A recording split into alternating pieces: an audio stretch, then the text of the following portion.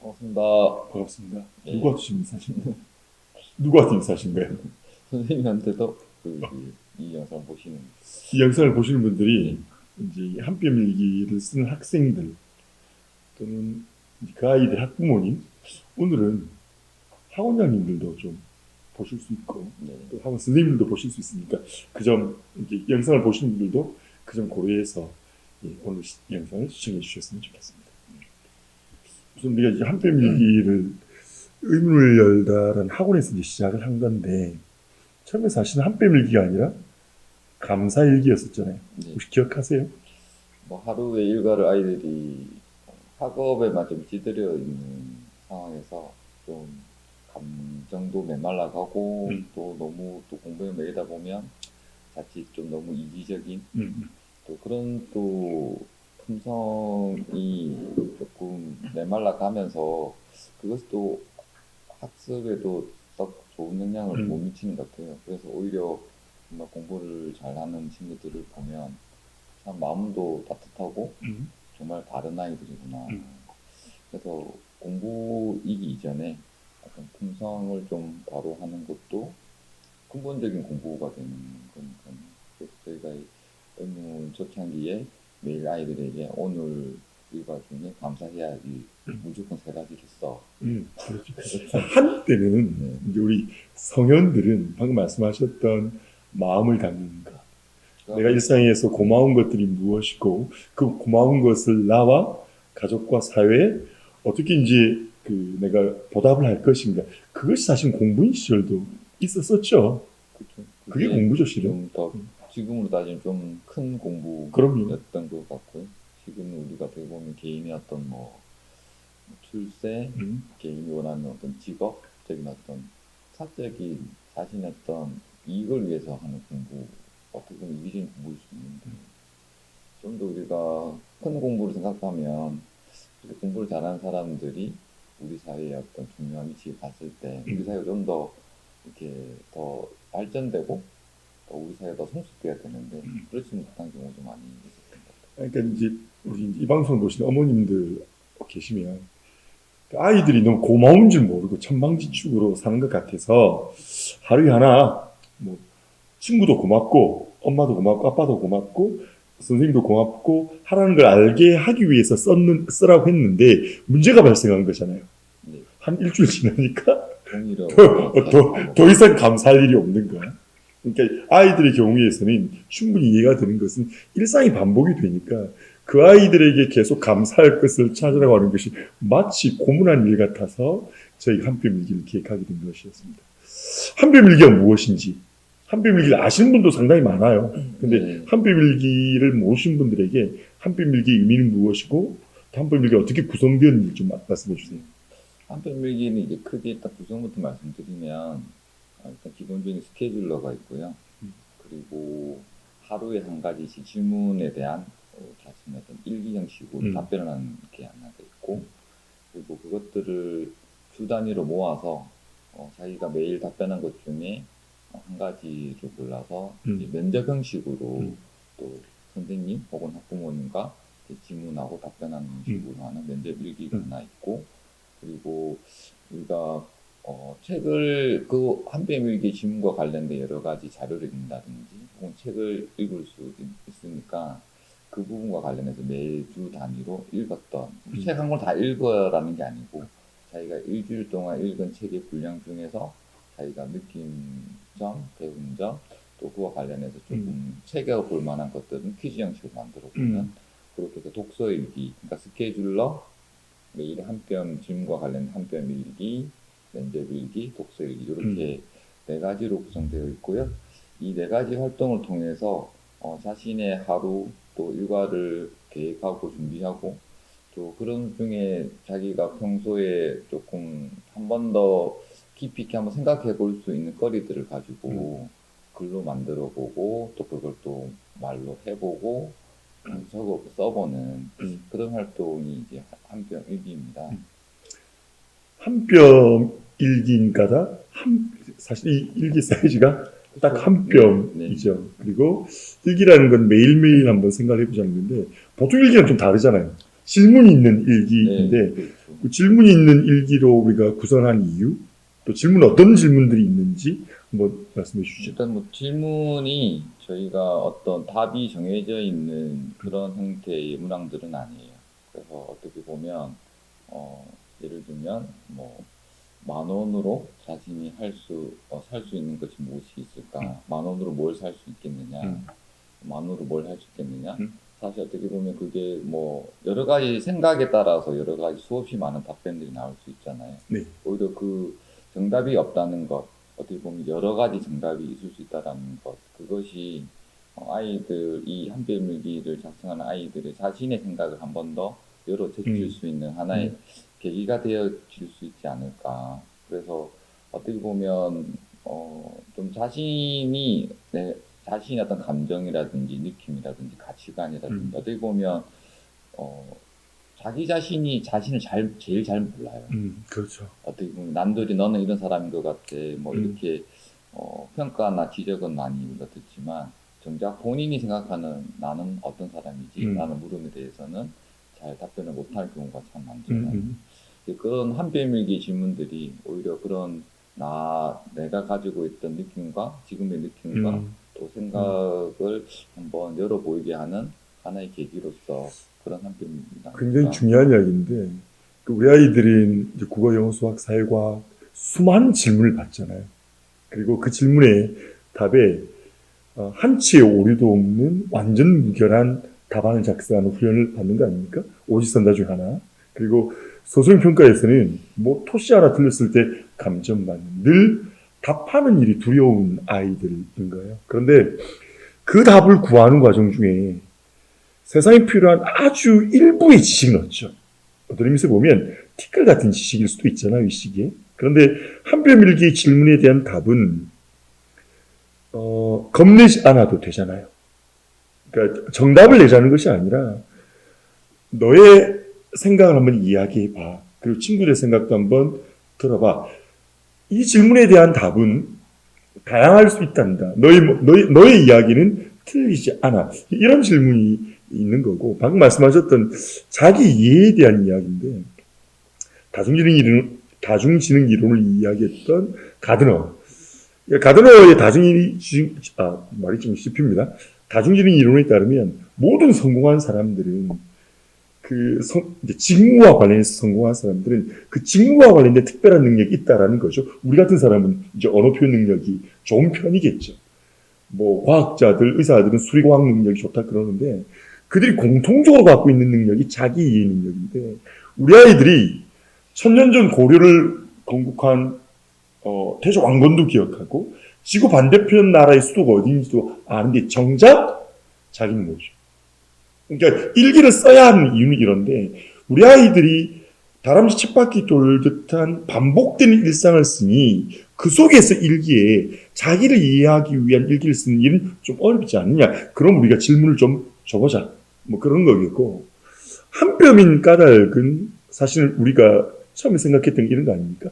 아이들이 한 뼘에 해당되는 5문장 정도, 7문장 정도로 자신의 생각이나 감정을 나타내는 일조차도 어렵다. 그러니까 최소한의 표현을 위한 조건이라고 생각을 했었는데 사실은 한별밀기를 잘 쓰게 되어서 표현 능력이 길러지면 사실 우리의 궁극의 목적은 이거 아닙니까?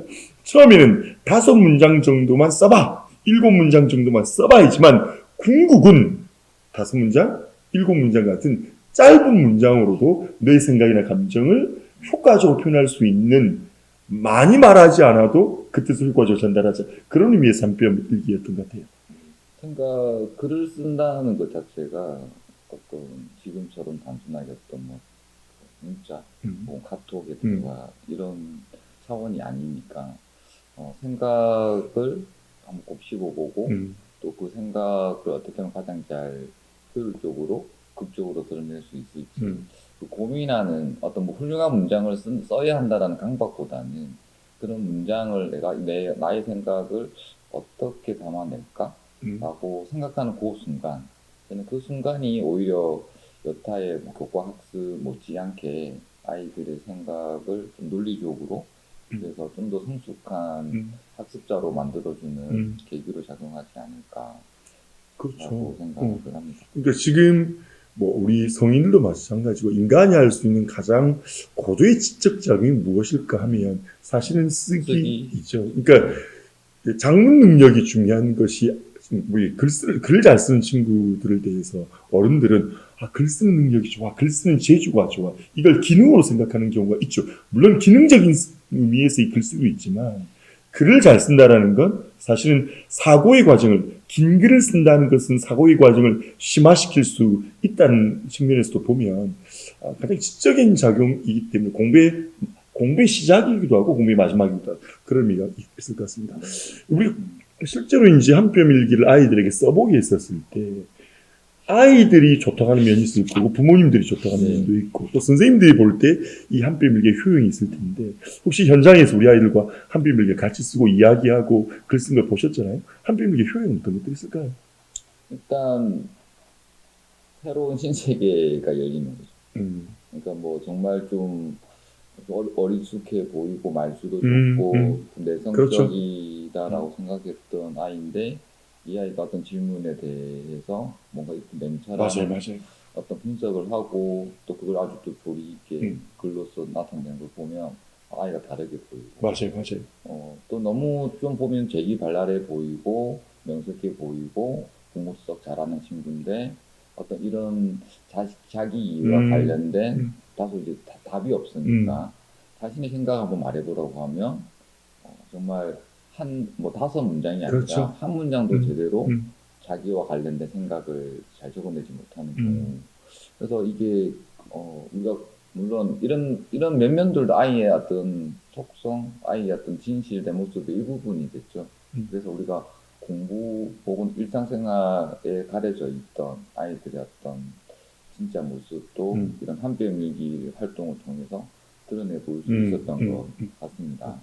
그래서 예를 들면 저희가 이제 학원에서 진행했을 때 뭐 10,000원으로 할 수 있는 말을 해보려고 하면 사실 어떤 어른들이 생각하는 어떤 그런 답변들이 있을 수 있잖아요. 뭐 기부를 하겠습니다. 뭐라든지 뭐 복권을 사보겠습니다. 라든지. 근데 저희들이 생각하는 뭐 그런 생각조차 이제 저의 일부분이겠죠. 저희 가치관에 투영된 것이니까. 근데 정말 아이들이 예상치 못한 그리고 그들이 지금 어떤 고민을 하고 있고 어떤 것을 더 중요하게 생각하는지가 이런 답변 하나에서 여실히 드러나더라고요. 아까 말씀하실 때 모두 하신 말씀은 뭐냐면 한 뼘 일기를 쓰는다는 게 신세계의 발견이다 그랬는데 말씀의 요는 신세계의 발견이라는 것이 교과학 능력에 비해 이렇게 좀 감추어진 아이들의 진심, 역량 이것들이 드러난다. 그렇다면 그 말씀의 뜻은 그런 거잖아요. 아이가 새로운 세계에 있고 아이가 곧 세계에 있고 아이가 이 질문을 통해서 자신의 세계를 알아가는다는 그런 의미 같아요. 방금 예로 드셨던 이 발제 정직함을 법으로 강제할 수 있을까요? 10,000원으로 할 수 있는 일을 말해보세요. 이게 저희 한 뼘 일기 이번에 새로운 버전의 앞부분에 있는 질문인데 어떤 이야기를 하느냐면 초등학생이 정직함을 법으로 강제할 수 있을까요? 이런 질문에 초등학교 학생인데요. 이런 얘기를 하는 거예요.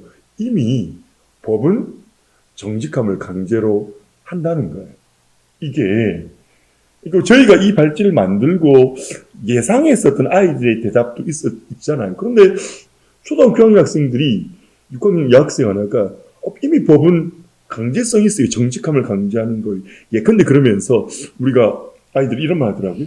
횟집에 엄마랑 맛있는 횟집에 가고 고기를 이제 고깃집에 갔는데 한우 등급이 있으니까 이게 국내산이 아닌데 횡성 한우라고 적혀두었는데 예를 들어 호주산 한우라는 건 정직하지 않은 일 아니냐. 그랬었을 때 강제해서 처벌하고 벌금을 먹이게 하는 것이 강제성 아니냐는 거예요.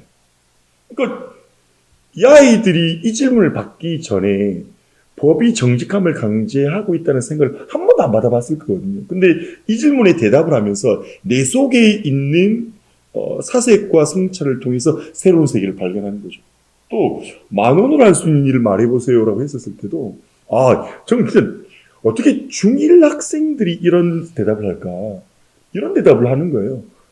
10,000원으로는 한 사람의 시간을 살 수 있습니다. 그게 무슨 뜻이냐? 라고 물었더니 지금 최저임금이 10,000원 정도라는 거죠. 그러니까 한 사람이 시간을 살 수 있다는 거예요. 그러니까 그걸 단순하게 노동력의 가치로만 이야기하는 것이 아니라 자신이 그 한 시간을 통해서 그 사람과 나눌 수 있는 뭐 이야기 혹은 경험, 스토리 이런 것들로 아이들이 이야기해 나간다는 것이죠. 그래서 그런 의미에서 보면 말씀하신 것처럼 세계다 세계 이건 아이들이 스스로의 세계를 개척하고 또 아이들이 내면 속에 있었던 세계를 발견하는 시간이다 이런 느낌이 들어요. 혹시 어머니들께서는 이 한뼘일기 쓰는 어머니들께서는 아이들이 쓴 한뼘일기를 보신 어머님들은 뭐라고 말씀하시나요? 뭐 물론 이제 학부모님들도 아이처럼 다양한 반응을 보이세요. 그러니까 이게 뭐 사실 이게 공부에 도움이 되냐 이런 이제 약간은 조금 이 한뼘일기 가치에 대해서 조금은 좀 이렇게 뭐 부정적으로 내지는 그것에 대해서 그렇게 진지하게 고민 안 해보시는 분도 물론 계시지만 저희가 저희 학원의 스토리와 좀 한뼘일기가 좀 같이 하다 보니까 저희가 코로나 사태를 겪을 때 그렇죠. 저희가 이 아이들하고 줌 활동을 하면서 또 생활 관리를 위해서 매일매일 아침 아침에 한뼘일 같이 작성하고 또 그런 내용들을 아이들의 한뼘일 작성 내용을 이제 학부모님들하고 공유하는 시간을 가졌었는데 아마 부모님들이 많은 부모님들이 정말 우리 아이가 이런 아이인 줄을 엄마로서 몰랐다. 너무나 좀 미안하기도 하고 또 막상 또 그 질문에 대해서 본인들이 학부모님 본인들이 또 나는 이런 생각을 좀 이렇게 생각을 해봤는데 우리 아이랑 또 너무 다르니까 어떻게 보면 또 그 다름이 어떤 이질성을 확인한다기보다는 또 서로의 생각을 공유해보는 계기가 되기도 하고 대화의 계기가 되기도 하고 그래서 많은 학부모님들이 이 한뼘일 활동하면서 저희들에게 너무 감사하다. 이런 학원이 있어서 너무 다행스럽다라는 호응도 많이 해주셨던 그렇죠. 것 같아요. 글씨를 저희가 참 굉장히 극찬을 많이 좀 받았던 것 같은데 특히 이제 집에서 말 수가 없는 사춘기가 되면서 말 수가 없고 이제 부모님과의 접점이 사라지던 때에 아이가 한뼘일기와 관련해서 저희가 발제에 대해서 생각하고 말하고 쓰게 하거나 쓰고 난 뒤에 말하게 하잖아요. 근데 아주 내밀한 이야기를 저희에게 했던 거예요. 그리고 이제 어머님들과 상담을 할 때 아이가 이런 이야기를 했습니다라고 했더니 어머니가 깜짝 놀라시면서 제 아이가 그런 이야기를 했다고요? 그 이야기는 누구에게도 말하고 싶어 하지 않는 이야기인데요. 라는 이야기를 통해서 저희 아이들과 얼마나 이제 정신적으로 교감하고 있는지도 알게 되었고 또 학부모님 입장에서 보면 그걸로 저희들 굉장히 신뢰하게 되는 그런 계기도 있었던 것 같습니다. 근데 이제 이런 것들은 지금 저희가 말씀드렸던 건 추상적인 이야기들이라고 한다면 추상적인 효용이라고 한다면 구체적으로는 아이들이 이제 고교학점제에 대해서 논소수능 평가라든가 수행 평가 그리고 교육 과정의 상당수가 고교학점제는 학생 참여형 수업이어서 발표, 토론, 보고서 쓰는 일이 매우 일상화되잖아요. 그런데 여전히 뭐 학교 교육이든 학원 교육이든 정해진 답 많이 저장시키고 저장된 것 기간을 늘리고 빨리 끄집어내서 하나의 답을 이야기하라고 하는 구조 속에서 이런 생각하고 발제에 대해서 고민하고 그리고 말해보고 써보고 쓰고 말하고 하는 것들이 실제로 고교학점제에 속은 학교에서 표현의 역량을 중시하는 시대에 중요한 효용적 가치도 있지 않을까요? 뭐 이게 뭐 어떤 수업의 형태라든지 어떤 좀 딱딱한 학습의 형태가 아니기 때문에 좀 자연스럽게 아이들이 자신의 생각을 드러내 보이고 그런 것들을 글로서 이제 정리하는 과정이 자연스럽게 장문의 어떤 연습 그리고 좀 전에 말씀하신 그런 다양한 수행평가와 관련된 여러 가지 표현 활동에 있어서 어떤 그냥 그 밑바탕의 근본이 되는 좀 자질 역량을 길러주는 효과가 있는 것 같고요. 또 나아가서 저희가 이런 것들을 글을 통해서 이제 생각을 글로 정리를 하고 정리된 글을 바탕으로 이제 말을 하게 되는 순간 여기 또 자연스럽게 어떤 면접이라고 하는 그런 또 형태의 시험에서 또 적응력을 갖게 되는 그래서 너무 어떤 특정 시기에 어떤 면접 시즌에만 면접을 하고 뭐 어떤 특정 시즌에만 그럼요. 어떤 뭐 장문을 연습하고 이런 것이 아니라 일기라는 어떤 이 형식 활동을 통해서 늘 쓰고 생각하고 말하고 이것이 일상적으로 되어가는 것 그게 어떻게 보면 다른 여타 어떤 학습보다도 중요한 어떻게 보면 정말 일기처럼 습관이 되어 있어야 하는 이 시기 아이들은 읽고 생각하고 쓰고 말하고 맞습니다. 이런 것들이 좀 생활화되었으면 하는 바람이 또 저희 그렇죠. 한편의 목적대로 또 보다 현실적인 이야기로 치자면 고교학점제와 대입 개편안과 관련해서 보면 우리가 2차 평가의 강화를 예상하잖아요. 네, 그렇죠. 대입에서 네, 면접이라든가 네, 논술의 네. 강화 그리고 그 고교학점제 이후 내신의 5등급제로 특목고나 자사고의 선호도가 높아질 때 특목고나 자사고의 결국 당락을 결정하는 것은 자기소개서와 면접이라고 했었을 때 자기소개서는 자기를 이해하는 것을 바탕으로 쓰는 건데 전부 다 소설을 쓸 수밖에 없는 까닭은 자기에 대한 이해를 위해서 맞아요. 노력해 본 적이 없었다. 네.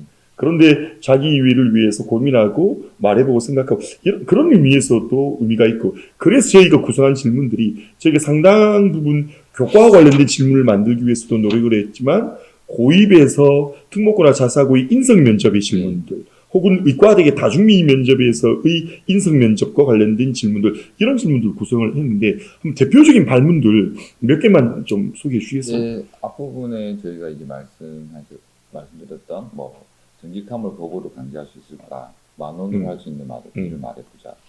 또 뭐 공무원 적이 있는가? 굶는다는 것이 당신의 삶에 어떤 의미가 있는가? 이런 거 저희가 독서랑 연결시키는 거잖아요. 그렇죠. 장지글레 세계의 절반은 왜 굶주린가? 예, 독서와 관련해서도 저희가 발문을 만든 거고. 그런 어떤 연관된, 그러니까 이 발문을 그냥 발문으로만 언급하시는 거에 그치지 마시고, 이걸 지도하시는 학부모님 혹은 선생님들께서는 이 발문의 성격과 관련된 뭐 최소한 어느 정도 조금 배경 지식이라고 할까요? 그래서 우리가 굶는다는 것, 그 굶는다는 것이 어떤 지금 사실 우리 주변에 굶는 사람이 별로 없잖아요. 근데 이게 그냥 검색창에 굶주림만 적어더라도 다양한 그런 뉴스들이 있으니까 조금 아이에게 물어보기 위해서 오히려 선생님, 부모님이 좀 더 공부를 하게 되는 네, 한 가지를 보기 위해서 내가 열을 좀 더 알아야 되는 그런 노력도 조금은 필요하지 않을까. 단순히 그냥 이 질문을 던지고 말해봐 이런 거라기보다는 이 질문의 배경이 어떤 게 있는지 우리가 과연 굶주림이라는 현상이 정말 우리 사회는 아직 뭐 접하지 못하지만 정말 세계적으로 봤을 때 어느 정도의 사람들이 굶주리고 있을까. 그러다 보면 관련된 뭐 뉴스, 또 관련된 도서, 또 관련된 영상 이런 부분들이 이렇게 검색이 되어 나오니까 또 활동 중에 아이들이 그런 책이라든지 영상을 함께 공유하면서 이런 걸 같이 보고 나서 한 번 더 이 질문에 대해서 그러니까 이 네. 질문들이 저희가 뭐 특목고 자사고의 인생 면접, 대외 뭐 의과대학의 다중미 면접, 그리고 기업에서의 면접 이런 네. 것들에도 통하게 만드는데 교과와 관련된 이런 질문들 있잖아요. 우리말의 어미에 해당하는 것이 영어에도 있을까요? 예를 들어 보세요. 라든가 아래 두 도형의 관계를 설명해 봅시다. 작다. 이런 교과와 관련된 질문도 있고 또 질문 간의 연관성도 있어서 앞서 말씀하셨던 만 원으로 뭘 할 수 있을까 이런 질문도 있는가 하면 76쪽에는 청소부가 번 100만 원과 건물주가 벌어들인 100만 원은 동일한 가치를 가지나요가 이 책으로 보면 편지가 한 100쪽 이후의 내용인데 어제 초급 학생 이런 거예요. 만 원의 가치가 이렇게 이야기하는 거예요. 지금 이 질문은 이런 거지 않습니까? 많이 가진 자의 만 원과 적게 가진 자의 만 원 정도 아이들이 만 원의 가치를 생각하는데 어떤 초급 학생이 이렇게 이야기하는 거예요. 그렇게 만 원의 가치를 생각할 수도 있지만 그 만 원을 얻기 위한 내 노력이 얼마나 투여가 됩니까? 엄마한테 받은 용돈 만 원이랑 아르바이트에서 번 만 원의 가치는 다를 수 있다. 그러니 아까 제가 이 말씀 좀 인상적인데 아이들이 세계를 만들어가는 거죠. 그리고 세계를 확장해 나가는 거예요. 마지막으로 이제 시간 좀 오래 지나가고 있는 것 같은데 한필밀기 어떻게 사용하는 게 좋을까? 가정에서 혹은 학생 개인이 또는 이제 학원에서는 어떻게 사용하는 게 좋을지 한번 말씀해 주실까요? 아까도 말씀드렸지만은 이 좀 지도를 하시는 학생 혼자서 하는 게 아니라 누군가 지도를 받는 상황이라면 그 지도하시는 분도 함께 이 한편 일기에 대해서 좀 써보시는 거죠. 네, 미리 써보시고 자신의 생각을 한번 정리해 보는 작업. 음. 예, 그리고 그 정리하는 생각이 또 하나의 어떻게 보면 아이에겐 하나의 어떤 뭐 샘플링이 될 수도 있어요. 아, 저런 생각을 할 수도 있구나. 그래서 좀 생각의 물꼬를 선생님이 아이의 생각의 물꼬를 좀 틔워주고 또 아이의 생각이 선생님의 물꼬를 또 틔워줄 수가 있는 거거든요. 그래서 어떤 발문에 대해서 조금 뭐 자료 조사를 하실 수도 있고 관련된 검색을 해보신다든지 아니면 좀 자신의 생각을 조금 적으시면서 또 그런 부분들을 조금 깊이 있게 생각해 보신다든지 그래서 저도 우리가 모든 걸 다 알 수는 없으니까 그래서 그런 부분에 대한 어떤 이 질문 발문 자체에 대한 조금 관심이나 진정성을 갖고 좀 임해 주시면 이 활동 자체가 굉장히 의미 있는 활동이 될 수 있지 않을까. 단순하게 질문을 아이에게 읊어주고 뭐 답변해봐, 시간 줄 테니까 적어봐, 이런 부분들 하면 조금은 서로가 조금 재미가 없게 될 아이들이 되니까 예, 집에서는 이렇게 하셨으면 좋겠어요. 엄마와 아들이, 혹은 엄마와 딸이, 아빠, 엄마가 두 권을 가지고 같이 일기를 쓰는 거죠. 그리고 교환 일기처럼 하는 겁니다. 그러면서 이렇게 되면 정말 세상이 달라지는데 굉장한 영재급으로 평가받던 어떤 친구가 우리 학원에 오기 전까지는 굉장히 불행했대요. 그러니까 식탁에 앉는 순간 엄마가 아이를 차에 태우고 학교에 가고 학원에 가고 집에 오는 순간 엄마가 내내 공부 이야기만 하더라는 거예요. 그런데 함께 한 편 일기를 쓰고 그리고 같은 책을 읽고 난 뒤에 한 편 일기에 대한 질문에 대한 이야기를 하면서부터 우리 집은 달라졌어요. 우리 집은 행복해졌어요. 우리 집의 공기가 달라졌어요. 라고 하는 초등학교 6학년 남학생이 있었습니다. 그래서 집에서는 이렇게 좀 교환일기 형식으로 써보는 거 좋겠는데 이때 주의할 것. 절대로 아이 이야기에 첨삭하지 마시라. 글을 잘 썼네 못 썼네 뭐 그런 말씀은 최후에 나중에 하셨으면 좋겠고요. 학원에서 만약에 학교에서 이 한편 일기를 쓴다고 한다면 교수자들끼리 함께 또 이야기 나누어서 교수자들끼리도 도움이 되잖아요. 저 사람이 저런 생각이었구나 라고 하고 생각의 가이드도 되고 어떤 질문의 경우는 공동체의 학원 공동체, 학교 공동체의 추구해야 되는 가치관을 일치시킬 수 있는 그런 방법도 되는 것 같죠. 그러니까 뭐 아이를 가르치려고 읽었는데 선생님들이 말씀을 나누다 보면 그러니까요. 동료들에 대한 이해도 되고 또 그들의 어떤 생각의 결을 또 확인하게 되니까 오히려 뭐 이런 조직의 운영과 관련된 어떤 의견을 수렴해보는 그런 장소가 되기도 하는 것 같아요. 또 학원에서 하실 때는 이렇게 돼보세요. 매일매일 쓰게 할 필요 없고 일주일에 2-3개 정도 쓰게 하시면 되니까 수업 시간에 들어가셔서 교과 선생님이든 혹은 뭐 담임 제도가 있는 학원의 경우는 조종례 때 하셔도 돼요. 오늘은 이 질문에 대해서 한번 생각해보자. 너희들 어떻게 생각해? 해놓고 집에 가서 써오고 쓴 것들을 이제 학원에 와서 다음 시간에 아이들과 이야기 나눠보고 이야기하고 나누고 난 뒤에 저 친구의 생각은 저러네. 내 생각 이렇게 바뀌었어. 혹은 내 생각을 좀 심화시켜서 다시 수정해서 쓸 수도 있는 그렇게 한뼘 일기를 쓰게 되면 한뼘 일기의 가치 효용성이 높아질 것 같습니다. 조금 수업 중간중간에 하나의 어떤 시간을 조금 일정 시간을 준비하셔가지고 아이들이 또 뭐 학년이나 반이 좀 섞여 있는 것도 저는 좋은 것 같아요. 일정 수가 너무 많아지면 그렇겠지만 그래서 다양한 연령 또 내가 아닌 다른 사람의 생각을 들어보고 읽어보는 것 역시 좋은 공부가 되지 않을까. 한뼘 일기 질문을 보시고 어른들도 이렇게 말씀해요. 어른들도 대답하기 어려울 것 같은데요. 하는데 어른이기 때문에 이미 우리는 정해진 답이 아니면 답하기 어려운 뇌구조를 갖게 됐고 우리 답을 늘 평가받는다는 생각들이 그런데 사실은 이건 어른들보다 학생들이 더 잘하고요. 고등학생보다 중학생이 잘하고 고학년보다 잘합니다. 그래서 어떻게 해야 될지 고민하지 마시고 먼저 써보시고 선생님이 먼저 써보시고 엄마 아빠 먼저 써보시고 아이들과 함께 내어놓는 순간 방법은 다양하게 펼쳐질 것 같습니다. 생각을 나누는 하나의 매개체라고 생각을 해요. 한뼘 게다가 이뻐요. 한뼘 일기 보다 많은 학생들이 그리고 또 아이 어른이 함께하는 매개체가 됐으면 좋겠습니다. 지금까지 한뼘 일기에 대한 알이었습니다. 고맙습니다.